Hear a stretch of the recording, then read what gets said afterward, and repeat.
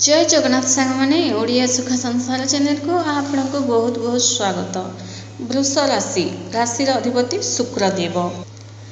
वृष राशि बेले एप्रिल 2024 टी आपणकर किपरि रहिबो कौन रही एप्रिल मासरे ग्रह गोचर अनुसार आपणक पई केउ कार्यटी करबा शुभ परिणाम देव।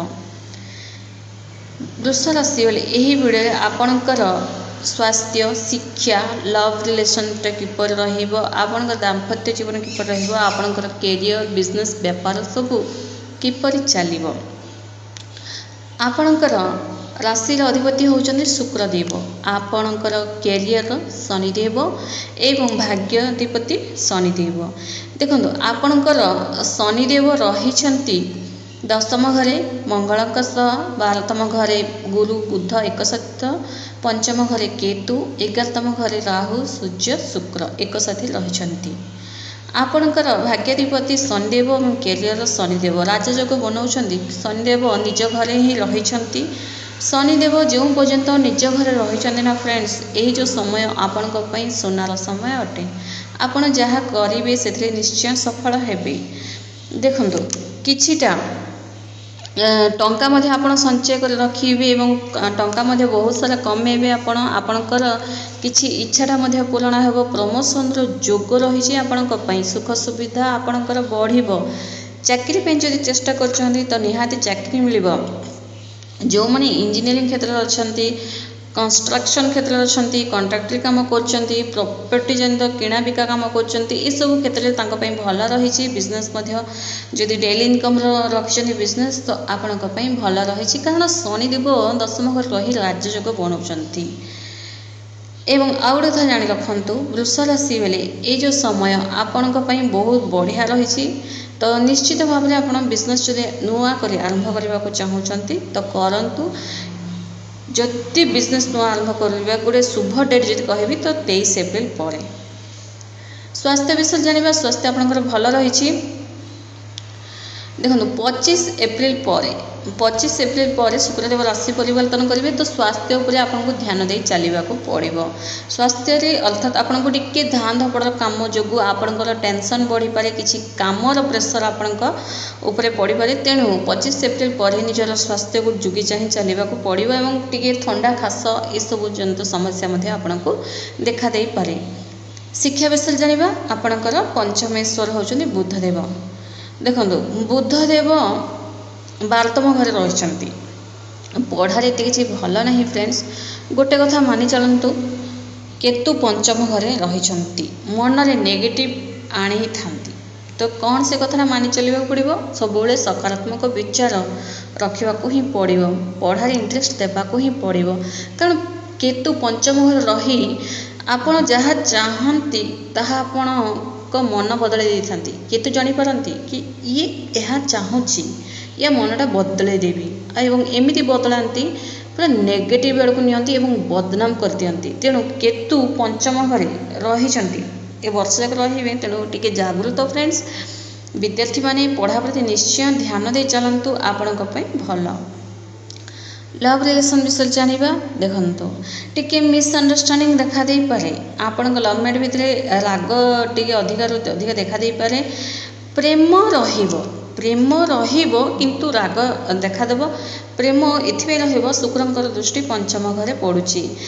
एक्स्ट्रा रोमांटिक रहिबो आपणकर लव रिलेशनटा किंतु छोट छोट कथार राग रुषा देखा दे पारे। ब्रेकअप होबार संभावना रही किंतु ब्रेकअप हो गले जन जन भितर गोटे अट्राक्शन पावर रहिबो कि मते काहे छाड़ीदेला पुणी तथापि मन में कथा ही चलो।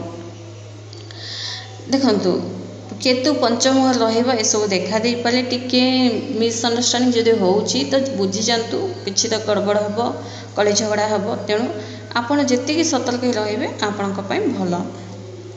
आपणकर दाम्पत्य जीवन विषय जाना आपणकर सप्तम घर मालिक होउछन्ति मंगल भल रही किंतु आपण इमोशनली टिके टेंशन है भाया लगे। आपन को लगे कि आपणकर दाम्पत्य आपन को भल पाऊना समय देना एवं तासह आपणकर पार्टनरकर स्वास्थ्य रे टिके नेगेटिव प्रभाव मध्य पड़ुछि। तेणु आपणकर पार्टनरकर स्वास्थ्य को मध्य टिके तांकर खाइबा पीबा उपरे ध्यान देबा पड़िबो, तांकर स्वास्थ्य को टिके जुगी चलिया पड़िबो।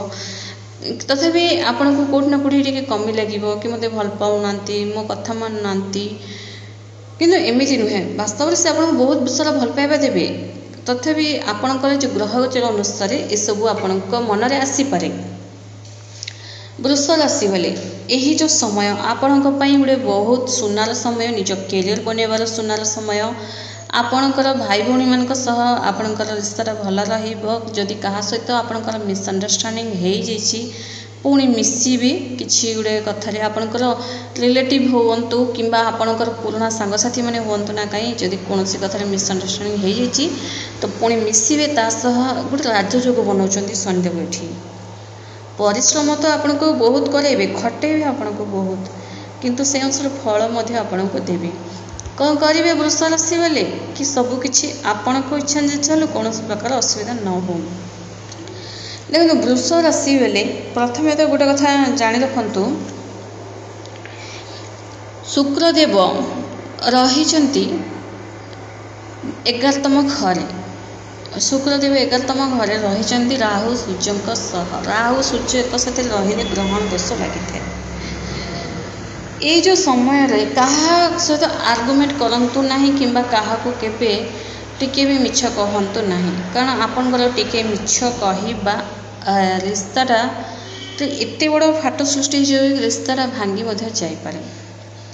जदि ये समय कहीं आपन सहित कली झगड़ा मध्य करुचंती ना फ्रेंड्स, एकदम चुप रही जांतु, कारण राहु एवं सूर्य एक साथ रही गोटे ग्रहण जमीक लगी थाए नहीं कि गोटे रिश्ते कौन ग्रहण दोष लगी जाइए बोधे, से किए का कथा मानु ना से भाया होता है राहु सूर्य एक साथ रहा। वृष राशि वाले सोमवार हेले शिव मंदिर जातु, शिवलिंग रे जल क्षीर ढालिबा आपणकर भाग्योदय होता है। एवं शिव मंदिर तो जीवे, शिवलिंग रे जल क्षीर ढाली बेलपत्र चढ़ेबे।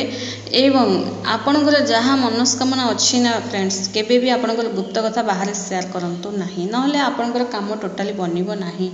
आपण जेते चेष्टा कले मधे बनिबो नहीं। तेणु आपणकर गुप्त कथा केवल आपणकर शिव भगवान ही जानिबे एवं आपण ही जानिबे। तो माने मोर यही इच्छा अच्छी, मु एमिति करबाकू चाहूची, मु सेटा करबाकू चाहूची नहीं, बिल्कुल भी नहीं। एवं ये जो वृष राशि वाले देखिए आप केते जण निजर कैरियर मध्य बनै साथिबे। जदि केते जण निजर चाकरी पाई जइछन्ती ताहाले मते कमेंट्स करी निहाती जणांतु, कारण चाकरी मिलिबो ही मिलिबो। शनिदेव राजयोग बनाउछन्ती 10म घर रही गोटे शुभ फल आपनको प्रदान करछन्ती। एवं आपनको तुंडरे सबुले ओम नमः शिवाय मंत्र निहाती रखंतु।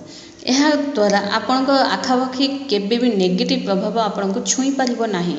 ସବୁବେଳେ ଆପଣଙ୍କ ତୁଣ୍ଡରେ ମନରେ ସବୁବେଳେ ଓମ୍ ନମଃ ଶିବାୟ, ଓମ୍ ନମଃ ଶିବାୟ ଶିବ ଭଗବାନଙ୍କ ନାମ ନିହାତି ଜପ କରିବା ଆବଶ୍ୟକ। ଧନ୍ୟବାଦ।